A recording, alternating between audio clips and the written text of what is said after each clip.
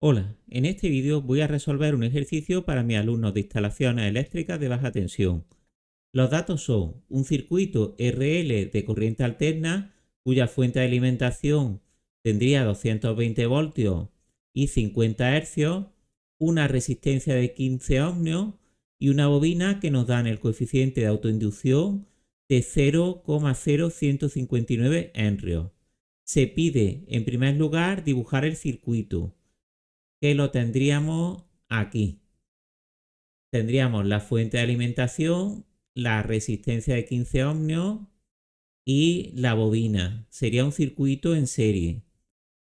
Se pide también calcular la impedancia. Para ello necesitamos conocer el valor de la resistencia, que ya lo tenemos como dato de ejercicio, y también el valor de la impedancia de la bobina, que tendríamos que calcularla. Todos estos valores de la impedancia como de resistencia se pueden expresar de dos formas. Uno, en forma compleja, con la unidad compleja J, y otra forma sería en forma polar, con un módulo y el ángulo de desfase. Así tenemos la resistencia, que podemos expresarla en forma compleja como 15 ohmios, y en forma polar como 15 ohmios con un ángulo de fase de 0 grados. También podemos calcular la inductancia, que sería el coeficiente de autoinducción por 2pi y la frecuencia.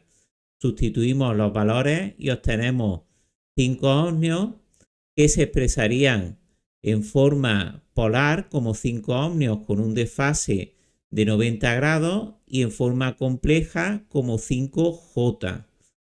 Con esto podemos calcular ya la impedancia, que en forma compleja sería 15 más 5J, y para calcularlo en forma polar calcularíamos el módulo como la raíz cuadrada de la resistencia al cuadrado más la inductancia al cuadrado, 15,81 ohmios, y también podemos calcular el ángulo de desfase a través de la tangente de phi, que sería dividir la inductancia entre la resistencia, que me da 1/3, y haríamos la arcotangente de 1/3, que me da 18,43 grados. Lo siguiente que se pide es calcular la intensidad del circuito. La intensidad podemos calcularla dividiendo el voltaje entre la impedancia. Podemos expresarlo en forma polar, que es lo más sencillo para operar divisiones. Tendríamos 220 grados con 0 de ángulo para la tensión y 15,81 con 18,43 para la impedancia. Para dividir, dividimos los módulos y los ángulos se restan, restando del ángulo del numerador el del denominador, quedando un ángulo de menos 18,43. También a partir de aquí podemos calcularlo de forma compleja, multiplicando el módulo por el coseno del ángulo menos el seno del ángulo, por ser en este caso el circuito inductivo. Y la intensidad va con retraso con respecto al voltaje. Así tendríamos una intensidad activa, que sería esta parte de 13,2, y la parte compleja sería la intensidad reactiva de 4,4 amperios reactivos. También podríamos haber calculado esta división trabajando con números complejos en su forma, digamos, compleja, con las dos partes. Esto se hace pues multiplicando numerador y denominador por el conjugado del denominador, de manera que tendríamos pues el cuadrado del primer término menos el cuadrado del segundo término. Como la unidad compleja al elevarla al cuadrado da -1, pues anularíamos en el denominador la parte compleja y ya es una simple división, y obtenemos pues los mismos valores para la intensidad aquí expresada en forma compleja. Ahora nos pedirían que calculáramos la tensión en los bornes de cada elemento del circuito. Como conocemos la intensidad que recorre el circuito, Podemos calcular la tensión entre los bornes de cada componente multiplicando dicha intensidad por la impedancia de dicho componente. En el caso de los bornes C y D de la resistencia, sería la impedancia, en este caso, pues la resistencia.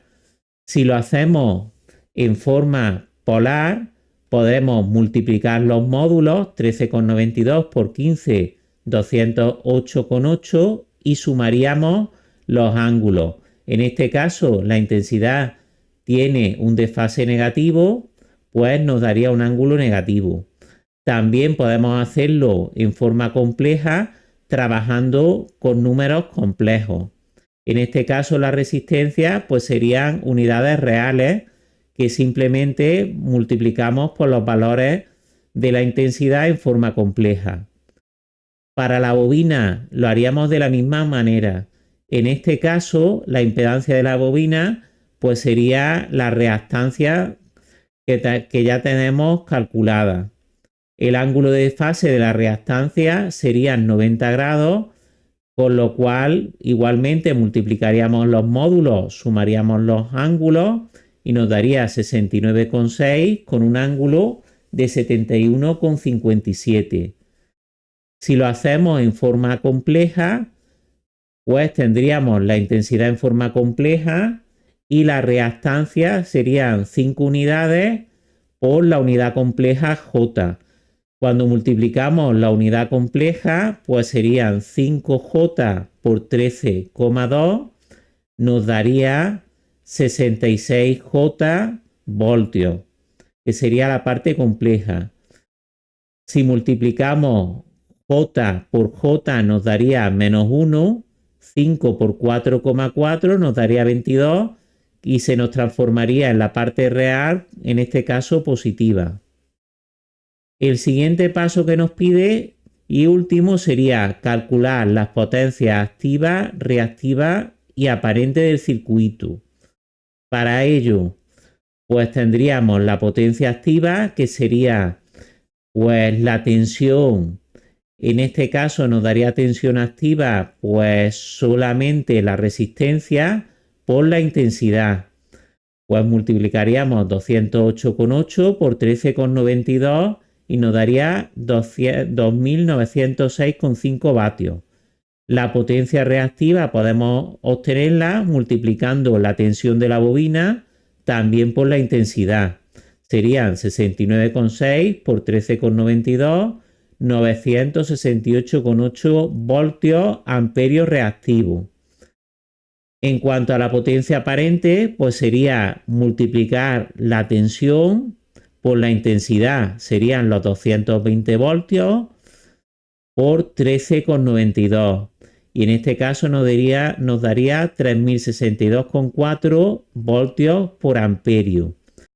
También podemos calcular la potencia aparente utilizando este gráfico, pues las potencias activa, reactiva y aparente forman un triángulo rectángulo al estar en fase con las intensidades. Usamos entonces el teorema de Pitágoras como alternativa para calcular la potencia aparente y obtenemos un valor que difiere un poco debido a que en los cálculos no hemos empleado todos los decimales. Bueno, pues con esto finalizamos el vídeo. No olvidéis dar like y suscribiros. Os espero en el siguiente vídeo.